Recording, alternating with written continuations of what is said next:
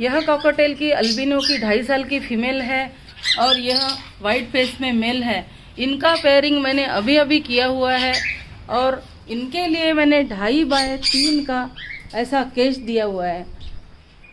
लेकिन बाकी बर्ड्स की तरह मैंने इनको इस टाइप का ब्रीडिंग बॉक्स न देते हुए इस टाइप का प्लास्टिक का ओपन बॉक्स दिया हुआ है और इसमें लकड़ी का भूसा डाला हुआ है।